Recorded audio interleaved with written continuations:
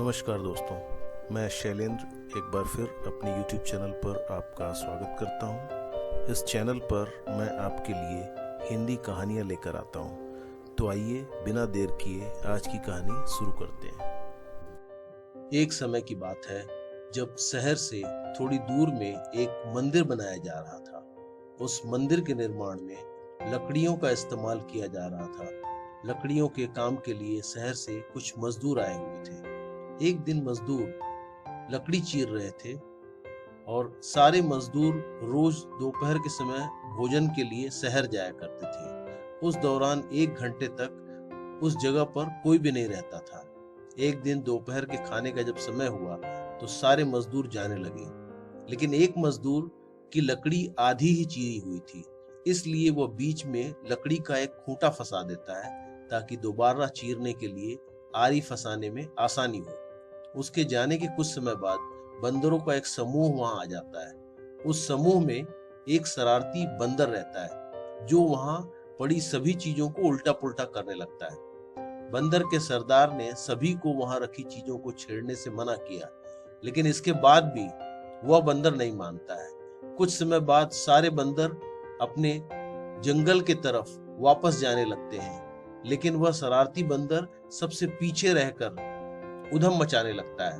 शरारत करते करते उसकी नजर उस आधे चीरे लकड़ी के टुकड़े पे पड़ती है जिस पर मजदूर ने लकड़ी का खूंटा लगाया था।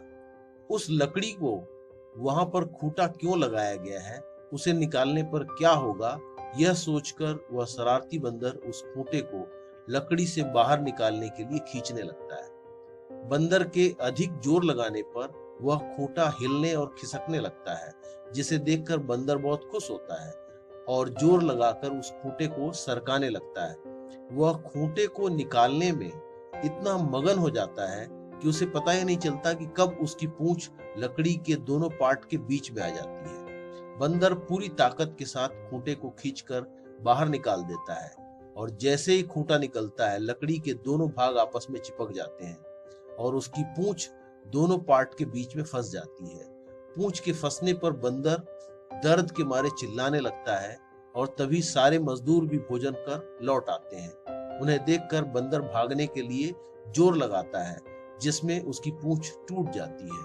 वह चीखते हुए टूटी पूंछ लेकर भागता हुआ अपने झुंड के पास पहुंच जाता है, जहां समूह के सभी बंदर उस शरारती बंदर की टूटी हुई पूंछ देखकर हंसने लगते हैं। तो मित्रों, इस कहानी से हमें यह सीख मिलती है कि हमें न तो दूसरों की चीजों के साथ छेड़छाड़ करनी चाहिए और न ही उनके काम में दखल देना चाहिए। ऐसा करने से हमें ही नुकसान होता है। दोस्तों, यह कहानी आपको कैसी लगी अपनी राय कमेंट बॉक्स में अवश्य दीजिएगा। कहानी यदि पसंद आई हो तो लाइक का बटन दबाकर अपने मित्रों को अवश्य शेयर करें और अंत में बेल बटन को दबाकर चैनल को सब्सक्राइब करिएगा, जिससे भविष्य में भी मैं आपको इस प्रकार की हिंदी कहानियाँ प्रस्तुत करता रहूँ। धन्यवाद।